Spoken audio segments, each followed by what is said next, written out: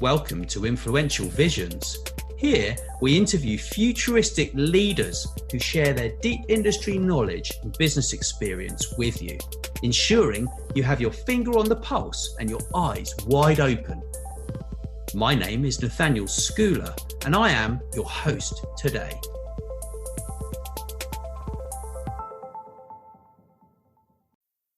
Today I'm interviewing Dona Sarkar and Jeremiah Marble. Both are from Microsoft, and Jeremiah started the Insider program over there, and now Dona actually runs it. So it's very interesting. Well, it's really great to be joined by you both. Thank you so much. Thanks for having us. It's so awesome. Mm-hmm. Cool. So you're Jeremiah and is it Dona? It's Donna. Donna, it is Donna. I'm not sure. I wasn't sure because of the spelling of your name. You see, it's more efficient this way for all you nerds. You know, N square less efficient than nerd, and then single N. You can call me a nerd. I'll let you. I am calling you a nerd. I am quite geeky. You're there. Yeah. I can't program, but I am quite geeky. We can get you to program. Yeah. I would like to learn, but look, we've got a candidate. We had a candidate, but I'm just not sure, to be honest. My friend Eric, he's been hassling. Don't worry, we'll make you do the thing. He built me my new Windows machine. He's been hassling me for ages to know how to code. I think we found a new victim, Jeremiah. Seriously. I think we found a victim. Maybe we have no idea. What you're Oh yeah. The world of coding. Oh yeah, it's magical. Magic. So you guys both you've created the Windows Insider program, right? Well, actually, Jeremiah and someone else started the Windows Insider program about 5 years ago. It'll be 5 years in October. Yeah. He started and ran it for 4 years? Just about 4 years. And then I came on board about 2.5 years ago. But the starting of the program, he should tell that story because I was not there.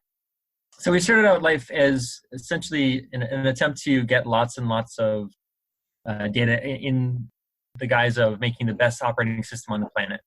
And we realized that it's pretty important to, as we're building an operating system for everyone on the planet, that we get feedback from not only people who live in Silicon Valley and Redmond, Washington, but also people who live in Nairobi or live in Nigeria or people who live in Cambodia.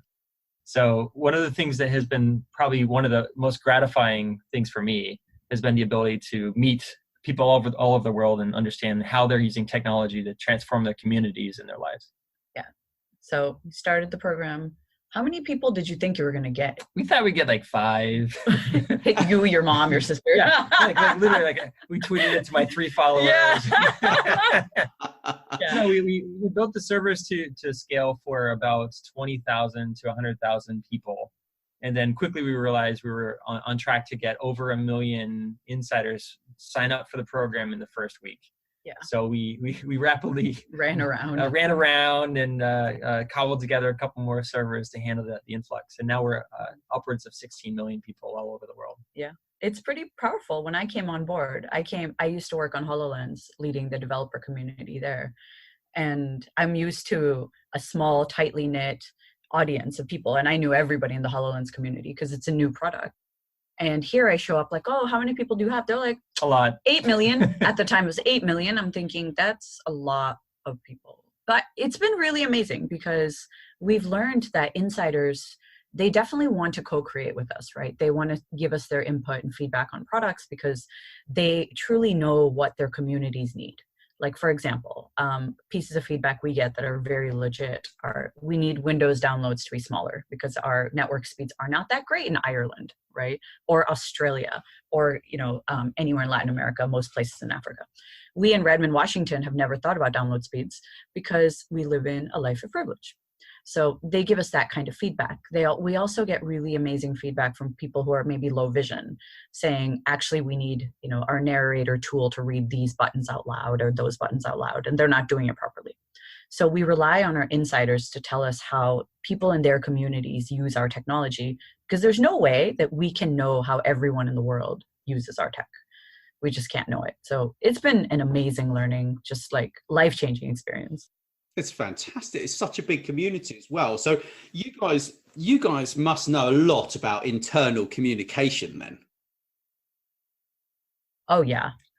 Yeah, so internal communication is one of the things that has sort of helped us get where we are. So there's sort of, we think of it as sort of ring theory, right? So everything from getting builds of Windows operating system out to the world, first things start out kind of rough hewn, trying to fit it all together and make things work. They're buggy and we don't know. And then as it goes progressively further outwards, it gets crisper and clearer, and things make more sense as it gets more polished. So with our internal communications, it's very much the same way, in that, you know, a lot of times we'll have an idea. So we have an idea that we want to learn more about how people are using their battery in places that aren't here. We're like, we have an idea, we don't know exactly what to do. And we'll kind of work with each other to iterate on the idea. And who needs a battery? Well, people who are offline. Who needs a battery? Well, people who are traveling. Well, who are like that? Well, entrepreneurs. Where are there entrepreneurs? Well, there's a whole bunch here in Redmond, but there's also a whole bunch outside in the world. Right. Where would be interesting places to go? So, okay, let's go to Nigeria and work with entrepreneurs in Nigeria to understand how they use their battery life. And so if we think about communications as sort of starting from one or two people who want to communicate a message all the way out to who's going to eventually receive the message, who might not be privy to the internal decision making that we had, it's helpful to think about it in sort of an iterative ring sort of theory that gets better and better and better as it goes along. Yeah, we're a big experiment and learn team where we'll try, say there's a thing we'd like to communicate, like Windows Insider Program wants to encourage our insiders to do social good projects. Okay, we want this message to spread. Yay. So how do we do it? First, we'll create a message and try to flight that message with maybe 5 people. What does flighting mean? Flighting, it's like test out this message with 5 people that we know who are pretty close to our team, right? So we'll choose probably won't choose our managers, but we'll choose other people. If you're listening, you're awesome. We love you, managers. You're very good people. Best managers we ever. never keep anything from you ever. We would never do that. That's just not true. Yeah. Okay. So we usually would try out the message with a partner, maybe 5 partner teams, right? People we worked with before, people who don't think we're crazy all the time, and we'll get their feedback. Very short list. So we'll get their feedback on this message and we'll incorporate it. And we call this process co-creating, where we have an idea, we test it with someone, very specific 5 groups of people. And these people are representative of the kinds of people we want to receive this message in general. And it's sort of flipping the model on its head. Like in the old day, you'd sort of have this amazing idea and you'd sit in your cubicle and you'd work. And then when you were done, you'd hit send and it'd go out to everyone. Everybody in the company. But when you do things like that, it turns out not to work. No. So it's really important to get, even before the idea is fully baked, the communication's out there, it's important to get feedback and to co-create with some of the people who will be the recipients. We've also learned by doing that, it gets people bought into the idea from day one, right? Then suddenly our partners are like, oh, I want to plug into this too. So for example, we had the message of Windows Insider should be doing social good projects. So we reached out to our partners in Azure, and they have this thing called the Microsoft Student Partners. And they said, oh, we want to plug into this because we want all of our Microsoft student partners who are the Microsoft evangelists on campuses all over the world to also be thinking about social good impact, right? Social impact. How can we use our tech for good? So they said, we would love for your insiders to plug into this. So now we are actively building a pipeline by which any insiders who are students can learn all the skills to become a Microsoft student partner as well.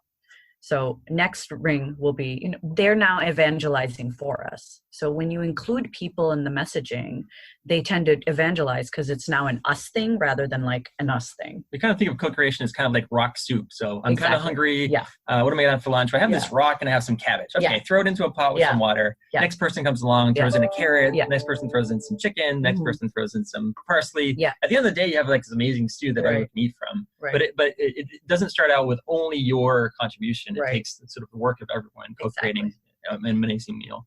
So that's our method. It tends to work quite well.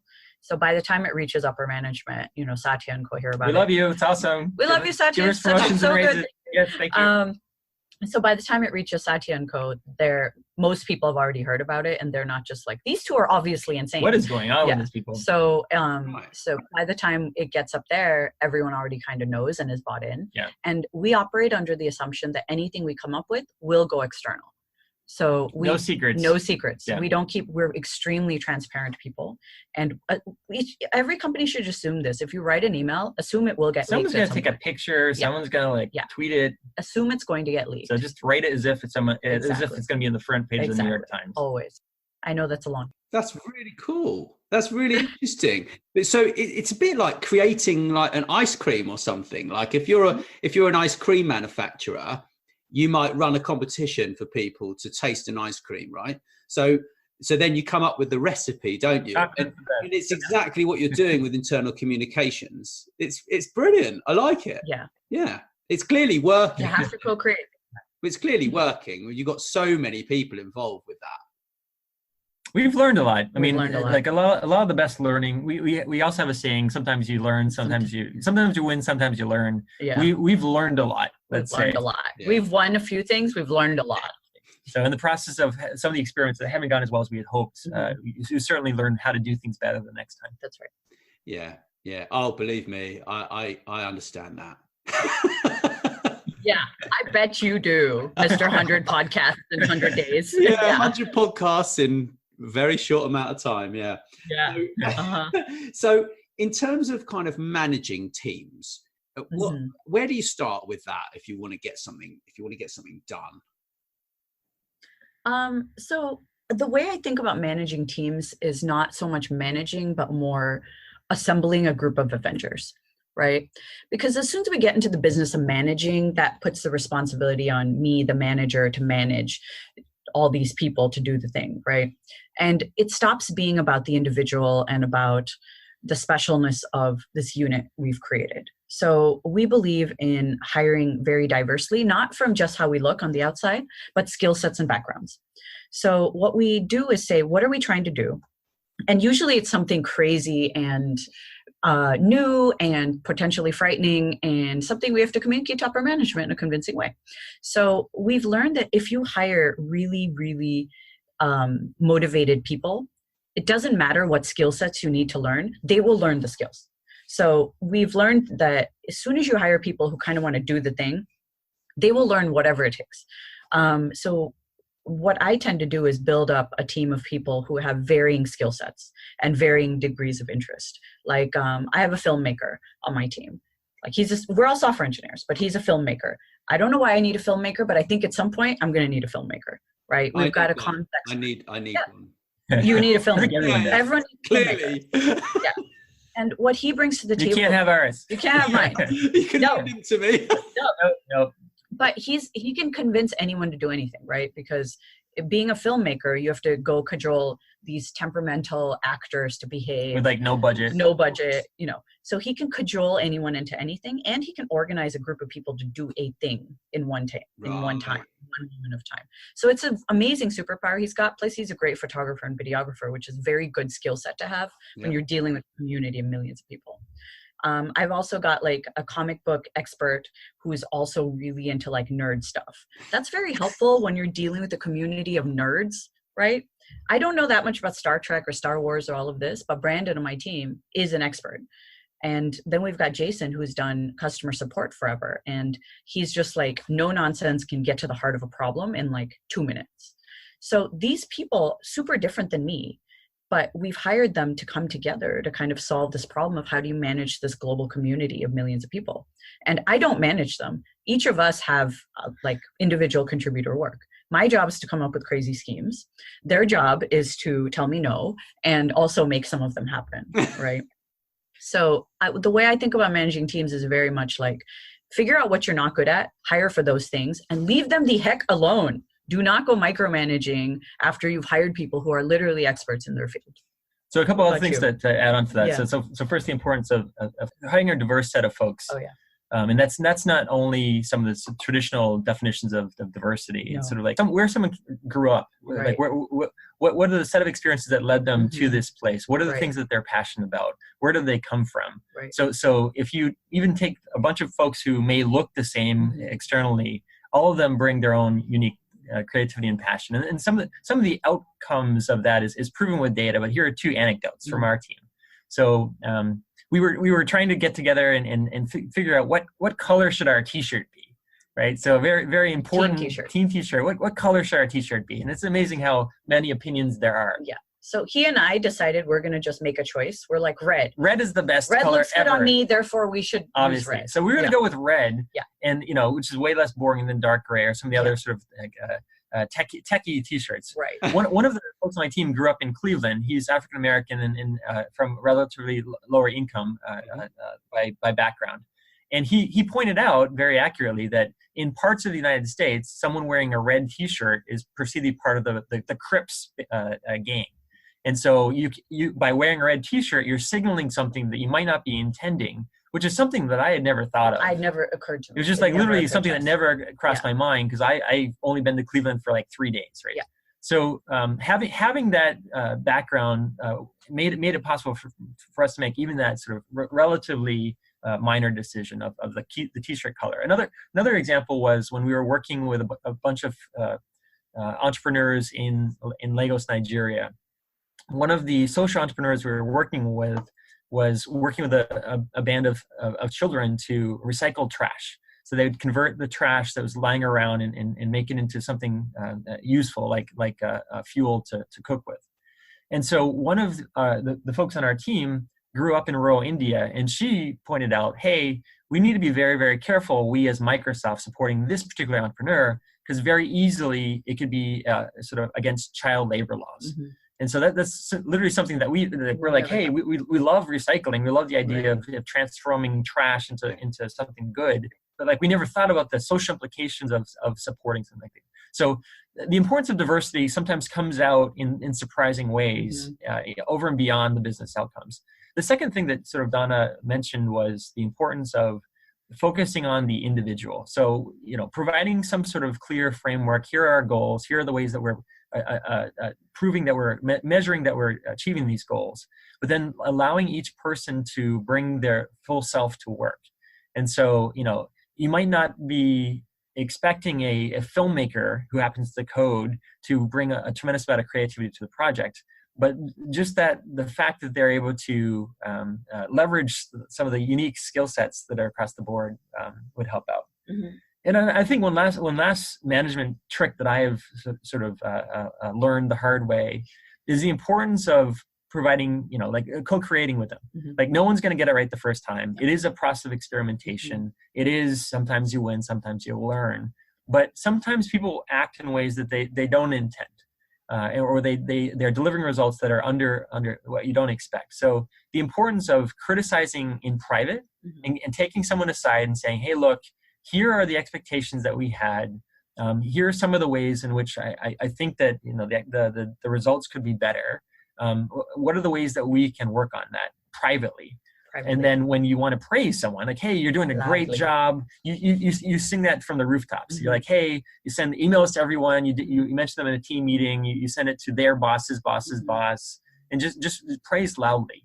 And the effect that having public praise has on someone is pretty magnificent. So I think those are the three main management techniques that I've learned in this role. So I've got two more, which are kind of related. One is creating a safe space for everyone to bring their whole self to work, right? It's a big mission of Microsoft is bring your whole self to work and use Microsoft's platform to achieve your passion. And the manager is really important in that. It's really important because if the manager is like, oh, bring your whole self to work. Actually, why are you doing that in your spare Tuesday, time? I need to be working on this other thing. That's not helpful. Recently, we've heard of a manager being very critical of an employee, no one on our team, about working on a personal passion project at home, and then talking about that passion project at work. Like, oh, I didn't know you were working on this creative project. How dare you have a life outside of work? Exactly. Oh, make sure. Are you sure you didn't use any work time for this? Blah blah blah. I'm like, I'm sorry, but that's very, very bad behavior. I consider that to be incredibly disrespectful because this is like saying, oh, you're a parent. You are not here exactly at 8 a.m. How dare you, right? That's that kind of you changed too many diapers in your spare time. Exactly. So it's the exception, not the norm. It really is an exception. When I hear it, it makes me really angry because what you're saying then is don't actually bring your whole self to work, right? So we are firm advocates to bring yourself to work. The other one is understand the currency of the human. So each person we manage or lead or have on our team have a different currency for what motivates them, right? Yeah. Some it's more opportunities. Others it's fame. It's fame, right? Like I will drag you on stage and put a spotlight on you. Some people, that's their worst nightmare. Exactly. That's ours. We're That's like, clearly yours. we love fame. Make me famous. But some people hate that. They're like, don't make me famous. Oh no. Right? Yeah. Like we have someone on our team named Blair where he does not want fame. Blair, looking at you. Yeah. Sorry, Blair. You're good work though. He doesn't want me to drag him on stage. He doesn't want me to, announce. Petrified. He doesn't want me to announce him on Twitter. He doesn't want these things. He wants to do a good job and be rewarded for his good job. Very quietly. So it really is the currency of the human. That's been my latest learning, is the way I like to be rewarded is not like how everyone else likes to be rewarded. So it really comes down to a conversation with the person to ask a really important question, which was, when you did good work, what was the best reward you've ever gotten? And oh, we got another one. Since I'm there anyway. People keep doing that to me, and like, copy me in on these things. And I'm like, no, not another one. No, not that. So yeah, that's one thing we've learned, which is figure out someone's reward currency and use that, right? Because many people it's, oh, I want the freedom to travel, or I want the freedom to buy new hardware. Like people have the weirdest currencies, or I want to be involved in other teams' businesses. Like if my manager is like, hey, I want you to get involved with X team's meetings, I'm like, why are you doing this to me? To him, this would be the best reward in the world. I'm like, why are you giving me more meetings? Wait, to me? No, not to you. Oh, you. yeah, to your manager. Yeah, to my manager. That doesn't sound like me. He's like, me? We should talk about this. I don't want to do that. But then, Brandon on my team, if I go and involve him hi, Brandon, if I involve him in other teams' business, he's so happy. Right. I'm like, hey, do you want to go see what the Excel team is doing? He's like, oh my God, this is exciting, so fun. Meanwhile, if you wanted me to go to the Excel team's meeting, no offense, Excel team, I don't really want to go, right? So it really is the reward currency, and it is so important for a manager to understand that for each person and take the time to do it, and then life becomes way better for everybody, for everyone. Wow, that's really interesting. That's fantastic. It's just such we will talk you to death. You think you want? Yeah, we will talk you to death. You only have 1 hour, you say. Yeah, I know. And we've got 28 more minutes. We've got 28 minutes. Yeah. Yeah. Let's go. But no. So this leads beautifully into interpersonal skills, right? I'm trying to work on mine. I'm not going to lie. I don't come from a big business background. I don't get out enough. I work too hard. I probably don't talk to enough people, and I get nervous. I say stupid things. Yeah. I might get emotional and write the wrong email, right? And I'm sorry for that. I'm trying to get better, right? So interpersonal skills are just continual learning, aren't they? Like we just realize that we're not perfect. We're human, right? And we're trying to get better. Yeah. I mean, that's my attitude. Yeah. Yeah. I think for me, I constantly am learning. Let's say, not a ton of wins, a whole bunch of learnings. No, but one of the things that I work at a lot is just trying to listen more. I try whenever I can not to impose my point of view. I always have a point of view. I always think that my point of view is right. I always think that, I am better informed than everyone else in the world. I am certainly biased. But I try consciously to work on just listening more. It's surprising just the things that people will tell you just by asking them. Like, so why is this important to you? Right. Shut up. Stop talking. And then I tell you why it's important. And if you're listening, certainly there's some amount of guile in guys, and people don't say exactly what they mean. But to some extent, if you just ask people the question, they will tell you the answer. They will tell you who they are, because no one ever asks. And that, the underlying motivation, like we were talking about, like all these things, like listening more, co-creation, just the making a safe space for someone to be themselves, creates this really richness that you can have the ability, to your point, you can send someone a short email if you have a deep amount of trust with that person. It's like, hey, I need you to do this right now. Trust me. Yeah. But if you don't know that person, and we get those texts all the time, and we do them, right? Yeah. But if you don't know the person, you're like, wait a second, you just sent me a one-line email, and I don't really know you that well, and now I'm worried. Like, what do you think badly of me? Yeah. Did someone say something? And it sort of it unlocks this spiral on you.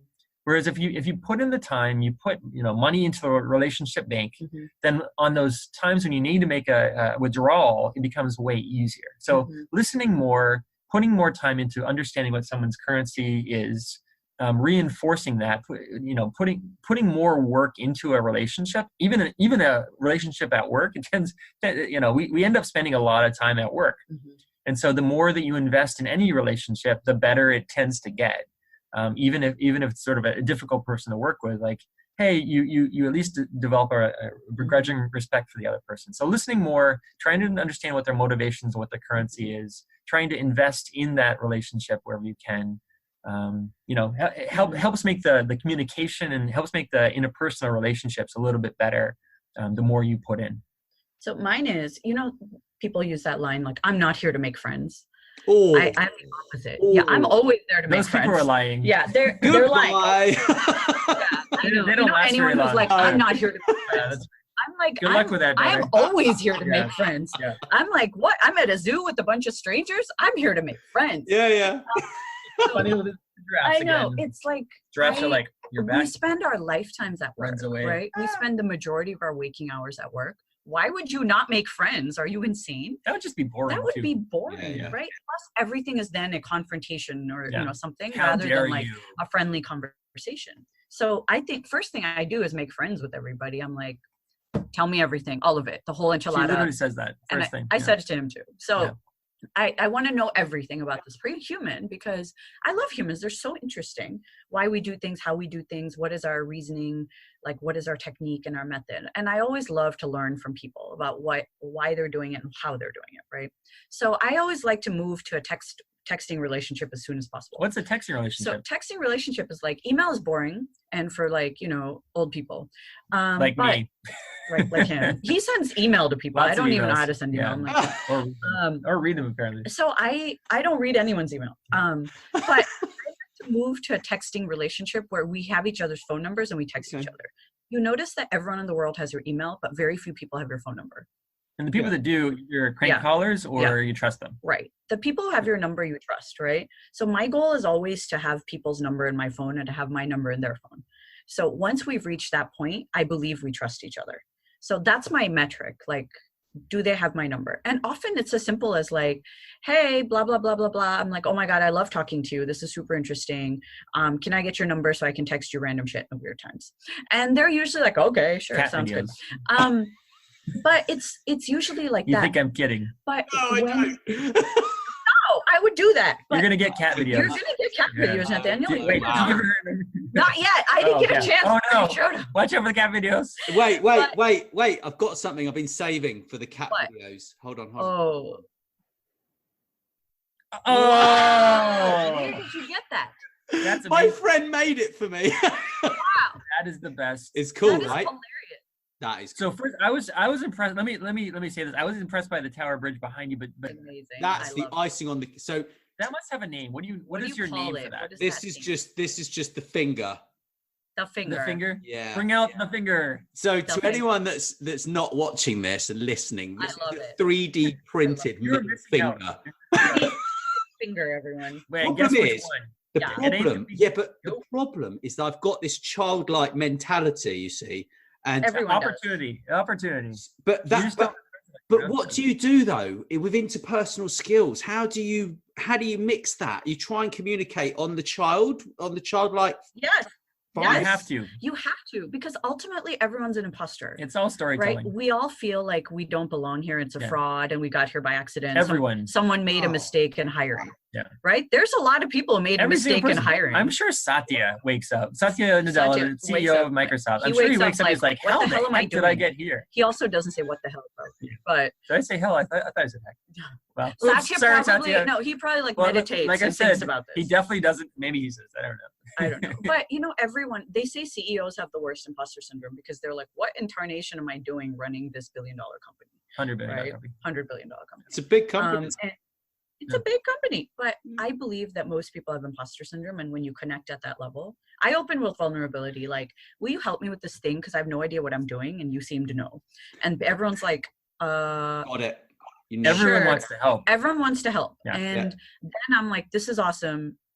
You are so helpful. Thank you. You open with vulnerability and you close with gratitude. And I think it works every time. Yeah. So it's what my dad taught me. He went because we used to work in he had a winery back in the day. Oh wow! So I grew up. I knew I liked you. Yeah, I grew up in the middle of Sussex, in the middle of the woods. And when I was 6 years old, my dad decided he was going to build a winery on top of my mum's vegetable garden. So how did your mom like that? Yeah. He's American. He's from Connecticut. Yeah. And so that explains it. He basically he dug this massive hole in the ground with a digger and hired some builders, and then they built this barn.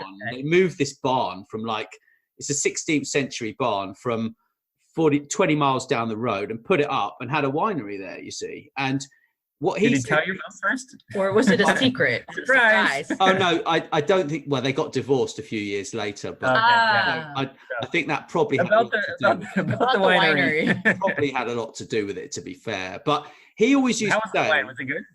Well, we used to supply the historic royal palaces and wow. So it was pretty good, I guess. Yeah, it wasn't mead to the States, like honey wine. We used to sell it in all the fine restaurants in New York. We were in Whole Foods. I've had mead. I would love with to. Ethiopian food. I've had it. There we go. No. I bet you've read Beowulf, haven't you? I have. What? You've read Beowulf, yeah. He's not that old. Oh, okay. So you see, my dad's theory was it's old English. Because my dad went to school in America, right? And he's like, oh well, everyone will have read Beowulf, so they know what mead is. Oh, got it. Yeah, we know what mead is. I don't know what mead is. I know honey wine is because I had it with Ethiopian food. I didn't know. I know what mead is. What is mead? Now anyway, back to what I was trying. And my dad so open with vulnerability. Be like, I don't know what I'm doing. You need to know. But my dad, what he used to say was, he would go up to someone and he'd be like, I know what I need them to get. I know what I need them to do. All I need to do is I need to tell them I've got a problem and ask them what the solution is. And then they're going to suggest the solution that I know is what I want them to do anyway. Right. That's exactly what you're saying, right? Yes. So we call it Here we go. We call it the currency of the human. Dun, dun, dun, dun. So here, I have a talk on this called "How to Get Anything You Want." 1 or 2 talks. And the entire basis of the talk is this: it's that when you have something that you need done, right? Like I need Jeremiah to give me $1 million. Nope. Sorry. Okay. So no. So I need Jeremiah to actually here's a real thing. I need him to make a list of the cities that we need to do a dev event at. Here we go. So we're doing a dev event in June. That's not far. Yeah. This one needs to choose the cities. How about London? Okay. Okay, perfect. So I need him to choose the cities. He's not choosing because he's doing other things. Okay. Now work. Like work. So what I would do instead of being like, hey, Jeremiah, I need you to make a list of cities, blah, blah, blah. That's a lot of me. That right? never works. So what I do is I figure out the currency of the human. What are Jeremiah's goals? What are his motivations? What are his conflicts, right? So his goal is that we have teach everyone in the world to code. His motivation is he deeply believes that everyone should have equal opportunity to technology. Regardless and 3, of upbringing, the conflict. Yeah, the conflict is that it's really hard to do, right? Really hard to do that. So how do we do it? Through local events. Magic. So what I would do is say, hey, Jeremiah, I've been thinking about that goal you have of teaching everyone in the world, making sure everyone in the world has the equal opportunity to learn tech skills. Oh, wow, that is my goal. That is your goal. So I know that that's your goal, and how's your progress going on it? And he'd be like, it's going pretty well. Okay, yeah. I'm like, there. I know we talked about those local events you want to have in many, many cities. I'm really excited about those local events. And someone had mentioned you want to do them in June. Yeah, right? June. Yeah. Like, oh, cool, awesome. So is that something that you're still planning to do to achieve your goal, et cetera, et cetera? Is there any way I can help? Yeah. And then he's going to be like, I guess I should make a list of Probably cities. should make a list of cities. I'm like, yeah. And he's come up with this by himself. By myself. Yeah. And clever. My thing is always using their words. Clever. So figuring out their words and using their words back at them. So however he says his goal, I say it back at him. But it takes a little bit of stalking, right? You need to research this person. Researching, investigating, so looking up. It takes a little bit of stalking this person to understand what words they use and what they care about. My thing is, if you don't know the currency of the human, you're not in a position to influence them. Right. I get it. Right. Yeah. So this fits into teamwork. How do you look at that? Teamwork. We've got 10 minutes for the team, I love it when and that then comes a 5-minute relaxed conversation. Oh, we've been relaxed the whole time. Oh yeah, we're chill. I thought I'm this was relaxed anyway, to be fair. Teamwork. Yeah. What do you want to talk about with teamwork? Well, where do you start with managing, not managing a team? I mean, like you said that it starts with choosing the right team, didn't you? Right. That's what you started with. So first of all, okay, you're obviously going to work out what sort of team you need to deliver the kind of projects that you need to deliver, right? So once you've worked that out and you've got your team members, okay, how do you kind of gel them all together to work together when they're all totally different people?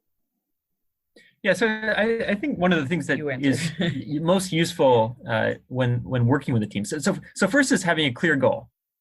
Why are you together as a team? Are you there to win a sports championship? Are you there to deliver a certain thing by a certain date? Are you there to make a report? Are you there to teach the world to code? Like, why are you all in the place working together? So if everyone's not bought in on that, you don't have the right team. No, you don't have the right team, and there's a whole bunch of things you can do at that point. But step one really is have a common goal, have something that you're aiming for. Step two is, as we sort of talked about, attracting a diverse set of folks who can represent a whole bunch of different viewpoints and bring them on and hopefully have them passionate about the same end result.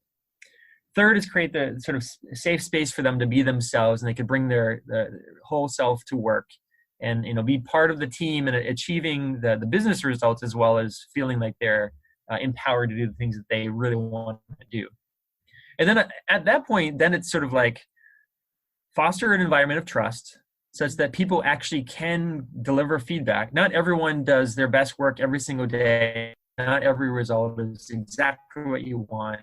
Trust that someone will tell you when they think that you're going slightly off course. And second, you also want to be able to trust that conversation isn't the end of the relationship and you have to quit and do something else. Right. So fostering an environment of trust such that you respect them as a person, you acknowledge that everyone has days when they or their family are sick, they or their families are worried about something else. Like, make sure that they can really be themselves at work, and then provide a framework for them to achieve the things that you need. Like praise publicly, criticize privately. Right. And then at that point, then it kind of runs itself. Like management and teamwork are kind of the same thing in a well-oiled machine.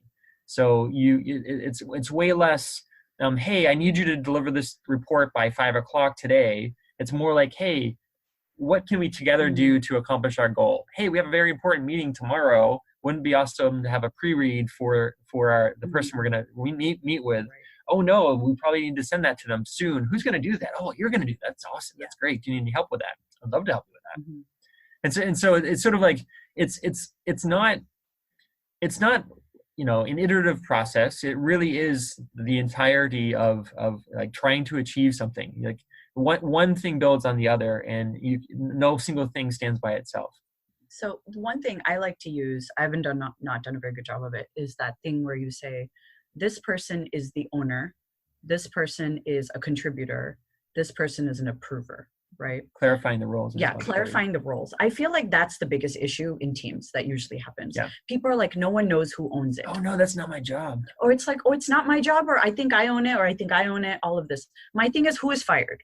Right? It's forget all this ownership business. Ownership sounds fun. Being fired is not fun. So it's like, don't be willing to own something that you're not willing to be fired for. Right? I ask everyone, if this thing doesn't get done, who is fired?